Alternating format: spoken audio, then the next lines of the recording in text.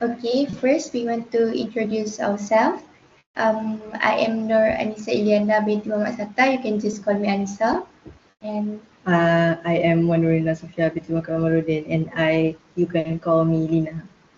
okay. So to start, can you introduce yourself, your name, your age, and also your intercultural communication experience? Oh, okay. My name is Shani, and I'm 20 years old now. My experience in internal communication is Yes. is when I'm talking with my friends during a group assignment with different culture.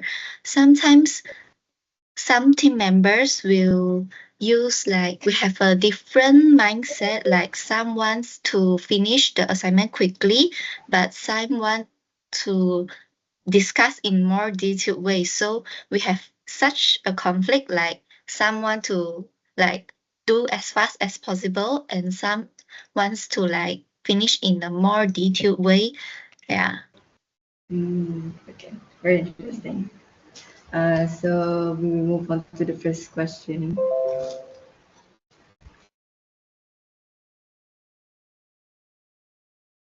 Okay. Let's start with something simple. In everyday situation, when meeting neighbor or coworker, what exact word or gestures do Chinese people usually use to greet each other? Like are handshakes or bows are more common? In what situation? Business something? In general Meeting, situation. yes, meeting a neighbor or your coworker or something. When meeting with like friends or neighbors, we usually like just smile or not. It's really simple. Like just a friendly smile is enough. But with like coworkers, we will be more respectful. Like maybe we will handshake and not a bit. Yeah. I see. So for the second question is, when you're speaking to elders, like at a family dinner or during a public gathering, are there specific words or ways of speaking that show respect? Like for example, do you avoid using certain words like you directly? In our culture, like yeah, we will avoid use you directly, and we will use like their title in a sentence, like, "Grandpa, do you want to eat now?" Like something like that. It will be more respectful. Yeah. Okay. For the next question, have you ever been in a serious or emotional conversation where you had to rely on facial expression or gesture instead of using words? Can you tell me about that moment and what the gesture mean? Like during a group project, sometimes I will struggle in explaining the words specifically in English when I don't know how to explain it. Like I will use gestures like nod, show nod, and thumbs up to show my opinion. Like I agree with you. Yeah, your idea is very good. Something like that.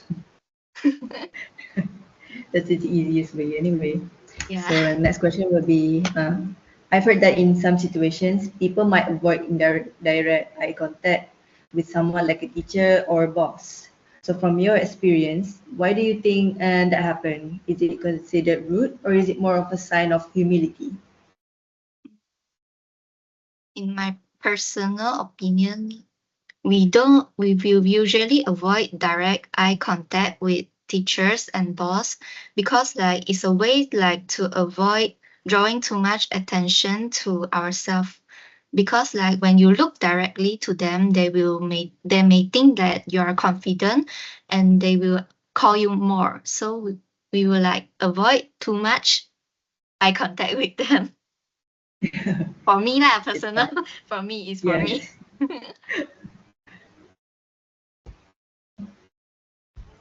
Okay, after that, in group meetings or discussion, if someone goes silent during a disagreement, what do you think that silence usually means? Is it avoidance, disagreements, or just reflection? I think it's like avoidment. Like doesn't always mean agree or disagree. Like can also mean that they are like avoiding conflict or they are still thinking. But silence is like a polite way to say that I don't want to agree with you. I don't want to how to say it? Interrupt. Yeah, argue with you. I don't want to argue with Mm, you. I see. Okay, so the sixth question. When people need to give criticism or negative feedback, how do they usually soften their words to avoid hurting someone's feelings? Could you give me an example of a polite way to say something like, you're wrong? Oh, personally, I don't say like you're wrong directly. Like I will prefer to say the fact first, and then I will ask their opinion. Like it sounds like more like a discussion rather than a criticism like that. Then don't want to fight. We just like discussion. What do you think? Yeah, true, true. Okay. Next, are there specific physical gestures like bowing slightly, lowering your head, or clasping hands that shows respect or humility, especially during family gatherings or formal events? When are those used?